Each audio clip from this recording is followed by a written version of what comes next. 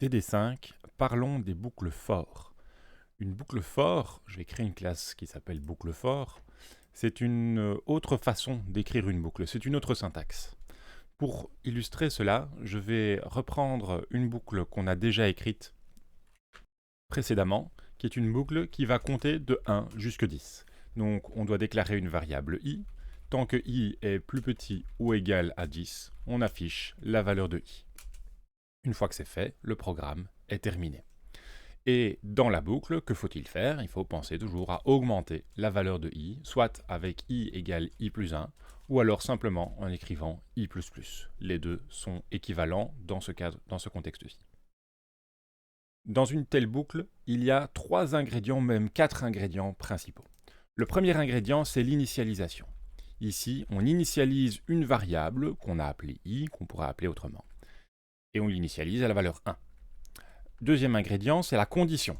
La condition se trouve juste à côté du mot-clé while, et ça correspond à la condition pour rester dans la boucle. Le troisième ingrédient, c'est le code à exécuter. Le code à exécuter se trouve dans les accolades du while et est exécuté à chaque tour de boucle.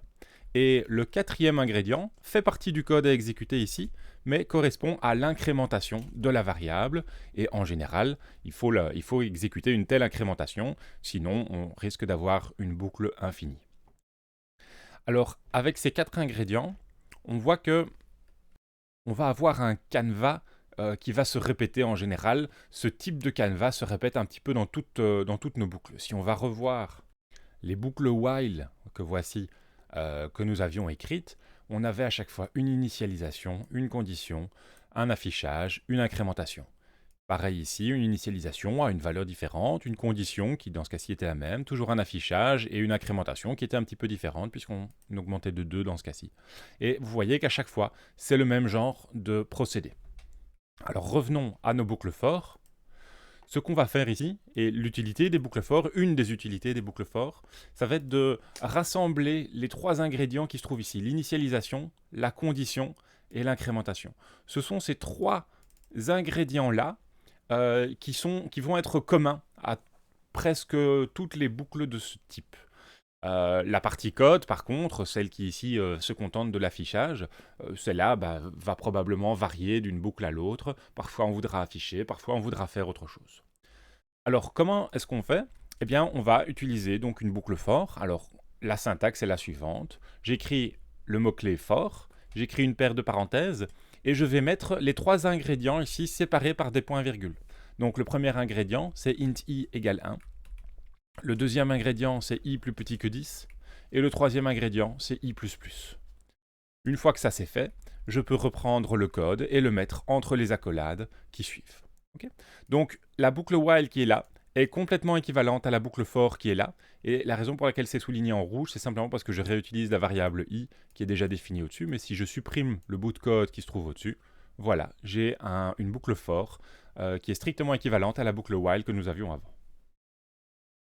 Alors comment interpréter une telle boucle for? Eh bien c'est très simple, ça a la même signification que la boucle while que je viens d'effacer. À savoir, quand on commence la boucle for, quand on arrive pour la première fois en ligne 15, disons qu'on affiche ici le début du programme, ok, on affiche le début du programme et puis on arrive en ligne 15, eh bien la première fois qu'on arrive en ligne 15, la variable i est initialisée à la valeur 1. Ensuite, on vérifie que i est bien plus petit ou égal à 10. Si c'est le cas, on exécute le code. Une fois que le code est exécuté, on va exécuter l'opération d'incrémentation qui se trouve en 3e position ici, après, à la fin de mon for. Donc, initialisation, condition, code, et puis incrémentation. Et puis on recommence. Mais on ne recommence pas l'initialisation, non. On reprend simplement à la condition. Donc on reteste la condition, on relance le code, on réincrémente. Condition, code, incrémentation. Okay.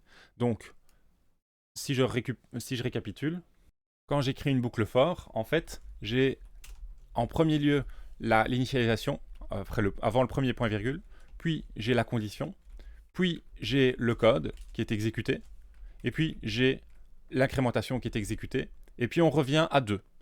Et donc on continue 2, 3, 4, 2, 3, 4, 2, 3, 4. Et si à un moment 2 devient faux, la condition devient fausse, à ce moment-là, on sort de la boucle for et on arrive à la fin du programme. Donc ici, je vais afficher la fin, comme ça on visualise le début et la fin. Si je lance ce petit programme, je fais Shift F6, eh bien je vais voir que j'ai un comptage jusque 10. Hein, donc de début jusqu'à la fin, avec entre les deux le comptage par 10. Le comptage jusque 10.